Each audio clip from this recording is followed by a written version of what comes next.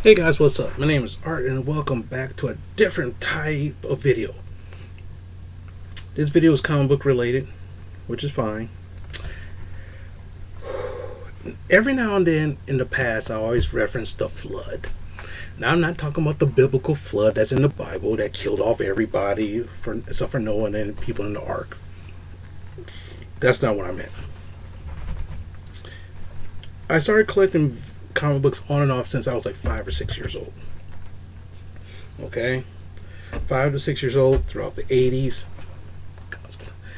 Collected comic books as much as I could. We went to bookstores.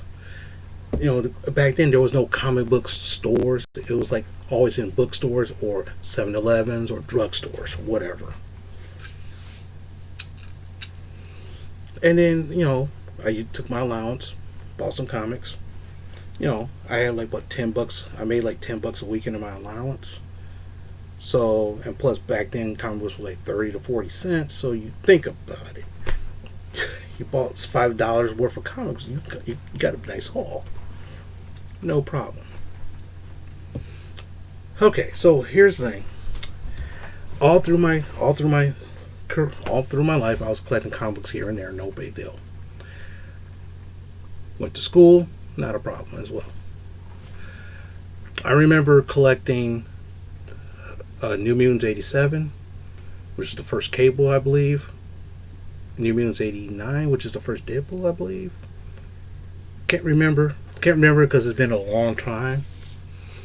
Collecting Amazing Spider-Man 300, 301, all sorts of stuff like that. Went to college. There was two different comic book stores in our college, so what happened was I catch the bus, go to one store, catch the bus again, go to another store. So I took I was catching like 2 or 3 buses to go to all the comic book stores. Then what happens? One of my friends got a car. Then we went to comic book shopping every Wednesday or so, getting new comic books and everything else. Had a pool. This place had a pool box. So I was like, oh my gosh! And then we find stuff from here and there. And I amassed a lot of stuff. Collected a lot of doubles. Because in my mind back then, this was going to make me some money.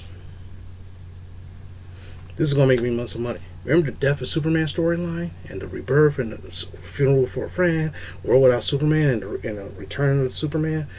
I had 2 sets of that. Maximum Carnage had 3 sets of Maximum Carnage. Nightfall had 2 to 3 sets of Nightfall. Man, I was collecting stuff left and right. But then again, you also got to think about comic books today. It's like $4 a book. Back then, it was like $1.25. Plus, with 20% discount, so it's $1.05 a book. Have a 20 spot. You got a good, nice stack of books every week. It didn't matter. You know what I'm saying? So what happened was one day, decided to learn some languages. Start to learn some languages in college. I always wanted to learn Japanese because I was in anime. I was in anime big time back then. But the thing is, at that time, when I first started watching anime, it was like subtitled, which was cool. But then again, it's like when you heard the dub versions, like dub versions today, 10 times better than the first original dub versions in the 90s. They sound like this. Oh my goodness.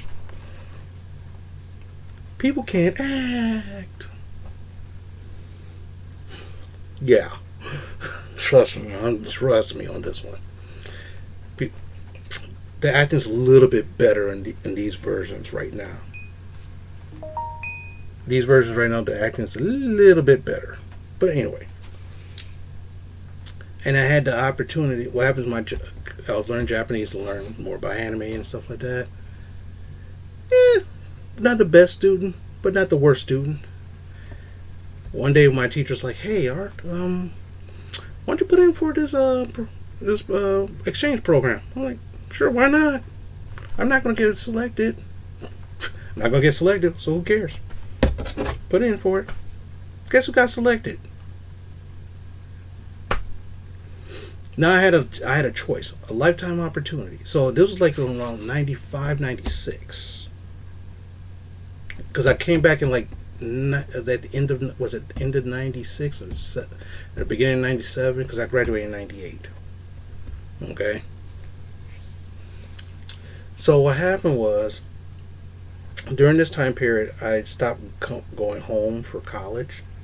And I was staying in the dorms because it was easy for me to get a job around campus instead of trying to go back home to Detroit area trying to find a job. Spend up to a month trying to find a job because you get a job lined up and it goes away quickly. So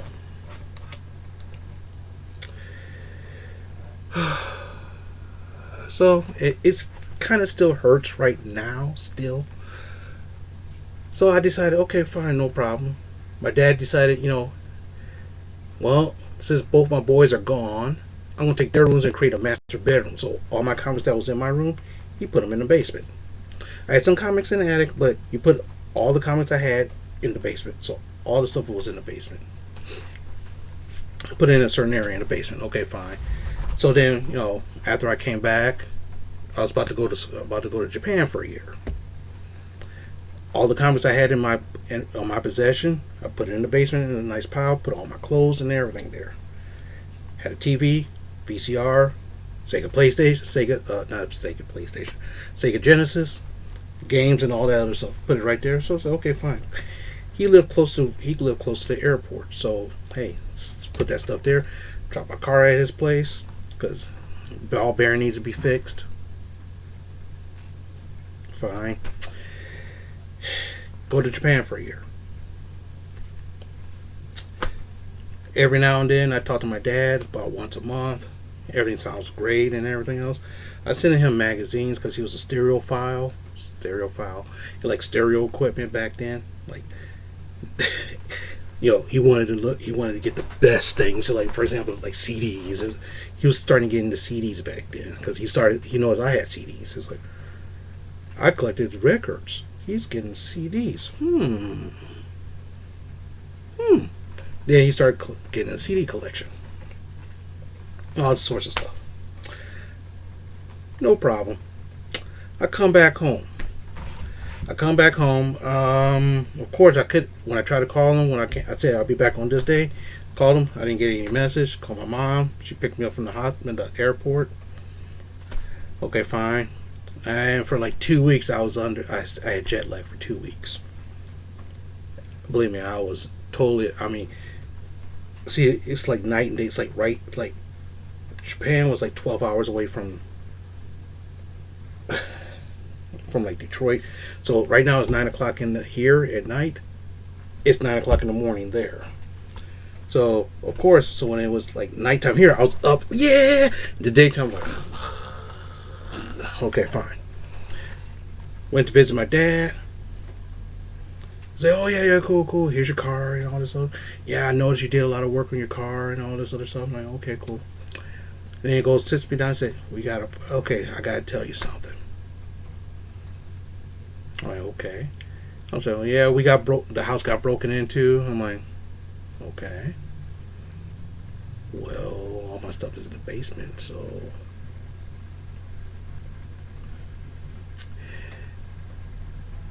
So I'm thinking, okay, they probably stole some stuff.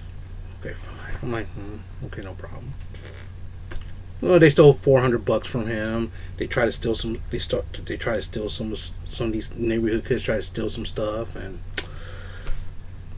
they didn't realize that they broke in through the basement to go upstairs. But the problem is that they couldn't get out the house because we had deadbolts. We had like steel door deadbolts.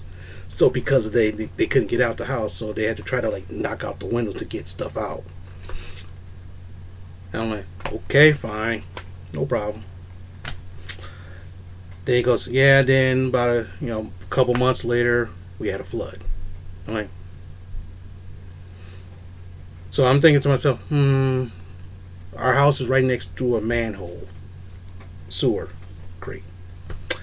Heavy rain, if it floods, chances are my basement getting flooded. Uh-oh. I was like, oh boy. Oh my my goodness, what happened? He said he said he was talking to his neighbor, across the street. He says, "Oh, what'd you do about the flooding?" He goes, "What do you mean?" Because he didn't go downstairs in the basement. He didn't think about going downstairs in the basement. Because the street flooded. He didn't think about going downstairs in the basement. So he says, "Okay." He was like,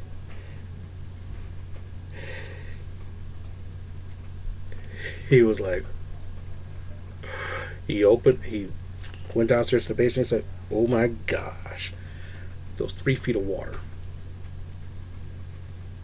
3 feet of water. I'm 5'8", so 3 foot of water. Imagine what 3 foot of water looks like." Now think about this. If you ever go to a comic book store, you see a lot of the comic books are in cardboard boxes. Imagine a cardboard box that's wet. Loses integrity. So comics are stacked up nice and neat. Comics would about 12 long boxes of comics went underwater.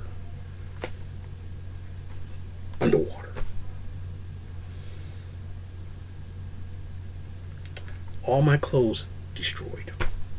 All my clothes. Now the thing is, when I came back, I only had like about 2 weeks worth of clothes with me. Now I had to I had to buy all new clothes. Oh my gosh! He saved the TV, which is good.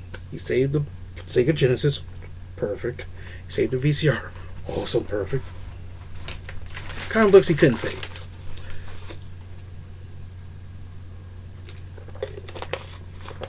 He was able to save some of them. He was able to save some of them, and it was about like 40 books. So guess which books got destroyed? Amazing Spider-Man 300, 301. Gone. My New Mutant run from 80, 85 to 110. Gone. Some X-Men gone. Spider-Man gone. Some of my comics from the 80s gone. Late 70s stuff I had when I was a kid, gone. A lot of the stuff was gone. The only comics that survived was the comics that was in the attic and a few 90s comics. I was like, so naturally I searched for comic book stores. I was able to buy the Amazing Spider-Man 300 and 301 like that without a problem. New Mutants, there was so much out of my price range. The first Deadpool, way out of my price range. I was like, oh my goodness gracious me! I did manage to save.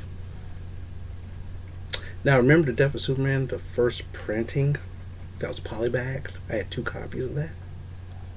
Gone. The whole series gone.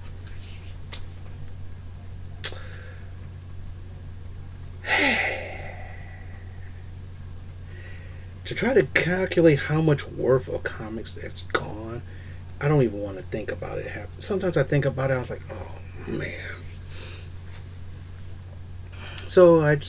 But basically what happened, the comics I did, I was able to find a lot of my I was able to rebuy a lot of comics again. Sooner or later, get money, buy some comics over again. A couple weeks ago, you saw the first Psylocke. I was able to buy that one again. Because I really liked that one. The first Omega Red, I was able to get that one very easily back then. But, that's the kind of thing. Some of my books still around. But, hey, that's what happens, right? So, when I talk about the flood, that's what I mean. Yeah, gone. Gone. Gone. Gone. Gone. And the funny thing is, I'm kind of, in a way, low-key, I am glad that happened. I am glad. The reason why, because it helps me appreciate the hobby right now. Now, true, I started back up again until started back up again. When I first started my job, there wasn't many comic book stores around that I found. It took me a while to find a good one, and I was getting my books down back into college town. So what happened was I said, okay, I'll be back and I'll be in town this certain day. Just keep my comics. Okay, no problem. I go and roll into town. First thing I do, pick up my comics. Boom, there we go. Found a comic book shop up here. Closed the ones out there, so that way I could get my comics easier. I renewed my lease right before I got my job, so then I renewed my lease in 2 weeks. And within 1 month, I got a job. So I was like,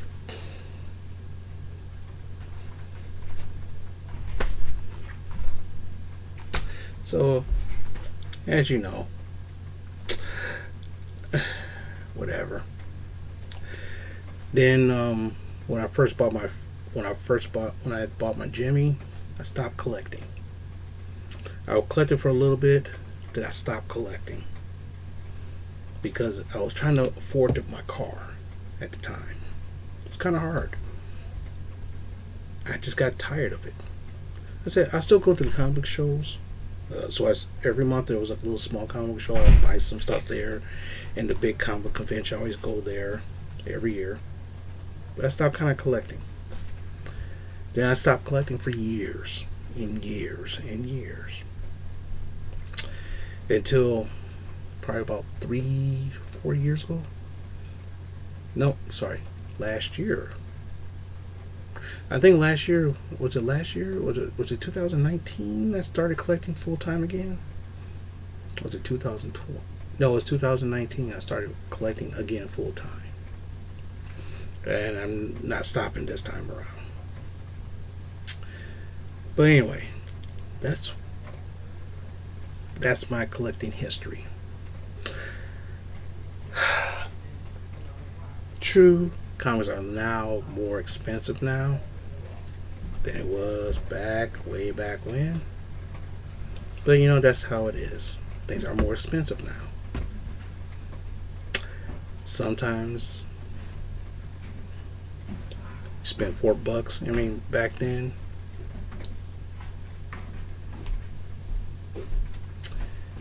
if it was a crappy storyline, it only cost you $1.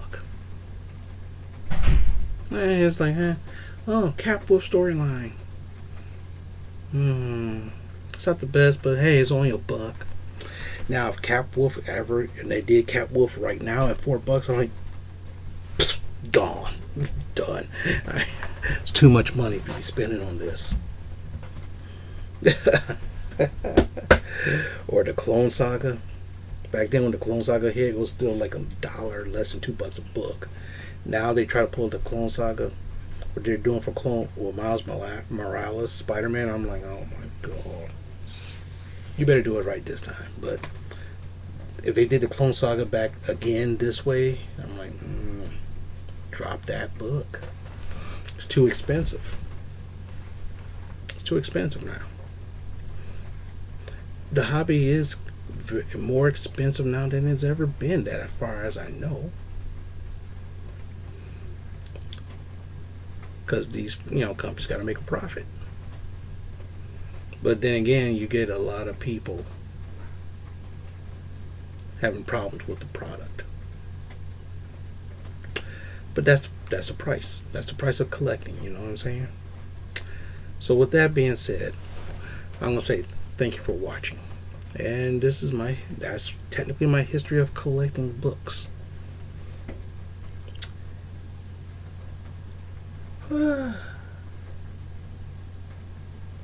Tell you the truth, I don't know what.